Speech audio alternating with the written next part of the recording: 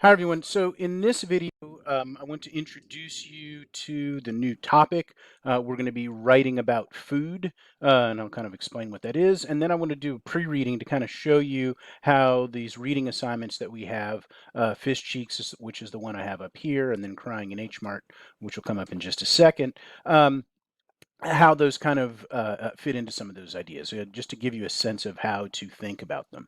And so first, before we look at the essay itself, the Amy Tan essay, let's think about what it is that we're actually doing when we're writing about food. On some level, some of you might say, "Wait a minute, writing about food, it's just the stuff that I eat, right? I grabbed a snack. What does that have to do with anything?" What I want us to think about is the ways in which food can be used to help us understand something about who we are, something about our own identity. Food is incredibly personal. It carries all of these other elements along with it. It's not just saying, "Well, I just put this in my mouth, and it's just what I like." Some of the reasons you like things are because of your past experiences with them, because they come from a particular culture that you're used to, that you come from, because of other kinds of personal experiences that you might have had when you were younger. This is the kind of food I used to eat with my friends after school, and so that's something that we liked. Things like that. I mean, food becomes associated with all of those other kinds of issues in our lives. We can see this, of course, when we think about things like holidays. On holidays, there are particular kinds of foods that we eat. On Thanksgiving, for American Thanksgiving, people usually want to have a turkey, right? Dressing, mashed potatoes, all those kinds of things. And for other kinds of holidays that you might celebrate, you might have other kinds of particular foods that you eat at certain times, right? Fourth of July holiday, you're supposed to have a cookout and have watermelon, things like that. And so the holidays that we have will connect up to food because it's a way of, on some level, of saying, look, we're all in this together. We all think about this holiday in the same way we're celebrating. We all eat the same foods. And so, again, there may be particular traditions that you have in particular holidays that you are going to celebrate that are associated with certain foods. Also, just in terms of things like your family, you may have certain kinds of family traditions. This is what we do on Sunday mornings, right? This is what we do on Friday nights, or whatever it is that you do. There might be something in your family. This is what we always like to do. When we have movie night, this is the kind of food that we eat. When we sit down to watch a game, football game, soccer game, whatever game it is, this is the food that we usually eat. When we have a birthday party, this is the food that we usually eat. So, whatever it is that we have, you might have something for your family, and that may be specific to your family, that's separate from your culture. But again, you also might have foods that you like to eat yourself. I had a student who was writing about eating those like honey buns from the bodega, and how they represented something about her independence, right? This sense of when she first started walking around the city by herself and she could go into the bodega and buy a honey bun, she felt like, I'm kind of grown up. I can walk around the city and I can buy whatever food that I want. And I thought that was a great example of some of the things that we can potentially be doing with food, right? And she talked about how later she got older, she didn't even like the honey buns. She didn't necessarily like to eat them, but they had this special place in her, in her ideas about herself, because it is when she started to become independent. And so all these ways in which we can think about how the food is not necessarily the food itself, but what the food begins to represent. So let's think about how some of that plays out with the essays that you're going to have to be reading. So this first essay is called Fish Cheeks. It is the actual cheeks of a fish that some people eat. Some of you might be familiar with that. Some of you might not be. But in any case, those are it's called Fish Cheeks. Amy Tan, who we're familiar with because she wrote Mother Tongue. And so let's see what she says in this first paragraph here, because in this first paragraph, she begins to set up some of these ideas that we have about how we should be thinking about food. So she says, I fell in love with the minister's son the winter I turned 14. He was not Chinese, but as white as Mary in the manger. For Christmas, I prayed for this blond haired boy, Robert, and a slim new American nose. Now, what's interesting is there's nothing here about food. However, there is some interesting information in here about how she thinks about her identity. the idea that she's 14 and we can understand what that means, and falling in love with somebody at 14, kind of the awkwardness of those kinds of crushes that we might have of that age, right? And so she falls in love with the minister's son when she's 14. Next sentence is really interesting because that's where we begin to set up this real sense of how she thinks about her identity. He was not Chinese like she is, right? Tan herself is Chinese. He was not Chinese, but as white as Mary in the manger. And one of the things I think is really interesting about the way in which she writes this is she says that he's white, but makes this connection with Mary in the manger. Mary, of course, being Jesus's mother, and this connection of thinking about whiteness as being somehow holy, right? Um, Forget the fact that Mary and Jesus lived in the Middle East, and so they would not have been white in that way. But that's our conception that we have about this. But there's something kind of positive association that she has in her head about this.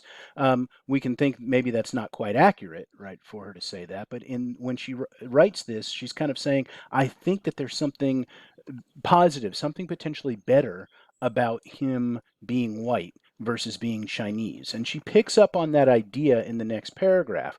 For Christmas, I prayed for this blonde haired boy, Robert, and a slim new American nose. And you can see how that slim new American nose, one of the things that's interesting about this is when she says American, we can see that on some level what she means is white. Tan is American.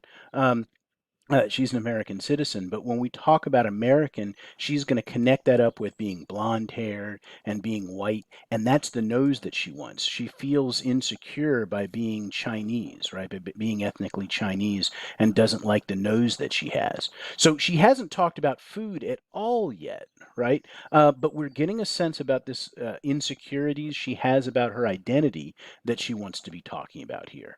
And then if we go through the next paragraph, we can potentially see how food is going to relate to that. So she says, when I found out that my parents had invited the minister's family over for Christmas Eve dinner, I cried. What would Robert think of our shabby Chinese Christmas? She calls it shabby, right? She puts Chinese in italics here to emphasize that. What would he think of our noisy Chinese relatives who lacked proper American manners? What terrible disappointment would he feel upon seeing not a roasted turkey and sweet potatoes, but Chinese food?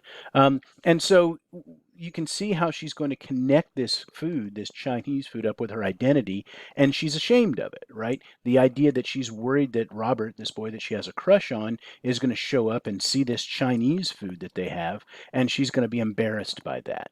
And that first paragraph where she's talking about she wants this slim new American nose, you can see that insecurity. And so this food becomes, on some level, a way for her to talk about that insecurity. And that's one of the things I want you to look at here and begin to think about when you're doing your own writing. How does the food begin to get us into some of these other issues that we might have about ourselves? And so that's what she's going to be thinking about here is how the food says something about her own insecurities about being Chinese. And as we go through, you'll see how that idea begins to develop. So keep that in mind because that's the main focus that we want to have here. We look at the other essay, Crying in H Mart. And by Ms. Michelle Zahner. You may, if some of you may know her musically by, she goes by Japanese Breakfast. I'll post some videos of Michelle Zahner of Japanese Breakfast. That's her band playing. But she also wrote a book called Crying in H Mart, and this is an excerpt from that, one small portion of that she's going to be, that we're going to be reading. So let's look at what she says about this. H Mart, well, she's going to talk about what H Mart is, but she talks about crying there. So let's see what she wants to say about crying in H Mart. Ever since my mom died, I cry in H Mart. For those of you who don't know, H Mart is a supermarket chain that specializes in Asian food. The H stands for Ha-A-Rum. I don't know how to pronounce it. A Korean phrase that roughly translates to one armful of groceries. H Mart is where parachute kids go to get the exact brand of instant noodles that reminds them of home. It's where Korean families buy rice cakes to make tiagguk, I can't pronounce it, a beef soup that brings in the new year. It's the only place where you can find a giant vat of peeled garlic because it's the only place that truly understands how much garlic you'll need for the kind of food your people eat. H Mart is freedom from the single aisle ethnic section in regular grocery stores. They don't prop Goya beans next to bottles of sriracha here. Instead, you'll likely find me crying in the banchan refrigerators, remembering the taste of my mom's soy sauce, eggs, and cold radish soup. Or in the freezer section, holding a stack of dumpling skins, thinking of all the hours that Mom and I spent at the kitchen table folding minced pork and chives into the thin dough. Sobbing near the dry goods, asking myself, am I even Korean anymore if there's no one left in my life to call and ask which brand of seaweed we used to buy? All right, so you can begin to see this connection here. She's talking about her mom is dying. Obviously, that's going to be sad for her. But the idea that she's going to particularly cry in the H Mart tells us that there is something about how food connects her up to this, right? And that last line, am I even Korean anymore if there's no one left in my life to call and ask which brand of seaweed we used to buy? So the way in which her mother makes her feel connected up to her Korean heritage, and that food was a way of doing that. She's listing all the kind of foods in here, all the kinds of things you can find at H Mart. Some of you may be familiar with H Mart. I love to go to H Mart. If you haven't, you should go there all around the city. Um, but we have this sense in which she's going to say, "Look, this food connects me up to what it means to be Korean." She mentions in here that this is it's a freedom from the single aisle ethnic section in the grocery stores. You know, they have that part in the grocery store. It says ethnic foods, and you can get all kinds of different ethnic foods in there. And you know, Goya beans. I mean, those are for people who, you know, I think Goya is Puerto Rican, but that's the Latin American foods that we have there next to bottles of sriracha. Sriracha is kind of a hot sauce made in Thailand that's used throughout Asia. Um, Instead of having all that stuff crammed together, you get an entire grocery store devoted to Asian food here.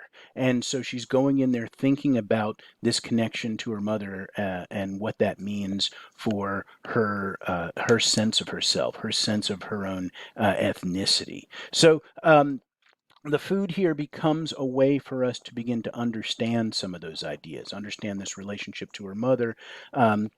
Not only in this very personal way that we have, you know, in terms of relating to our family, but also in this more general way of thinking about our relation to our heritage. If this were an in-person class, on the day that we talked about this, I'd bring in a pound cake because there's a pound cake. I learned a recipe from my grandmother how to make a pound cake. My grandmother was born in 1906, which seems like forever ago. It was forever ago, well over 100 years ago. And I'm, you know, thinking about when she learned to make this cake, probably 10, 11, 12 years old, something like that. The recipe that she learned how to make and that she passed on to me is over 100 years old for how to make this cake. And I would bring it in and talk about my relationship to this cake. I mean, the idea that she probably, you know, learned it from her mother, who was only one generation out of slavery. And so what that says on some level about the, you know, my connection to my African American heritage through this cake. I would also talk about the fact that my son now is a vegan. He's my only son. He's my parents' only grandchild. So he can't eat this cake because it's got 6 eggs and 2 sticks of butter in it. And so, what does that say about heritage moving forward? So, the cake begins to get us to think about some, you know, gets me to think about some of those things about my heritage. And when you are going to be writing about food, I want you to do the same thing. So, as you're reading Fish Cheeks and Crying in H Mart, be thinking about the way in which the food helps us understand something about who we are, right? How that places us in terms of our heritage, in terms of our personal understanding of ourselves. Be thinking about that and think about those ideas that you can potentially be writing about as we move on to project number 2.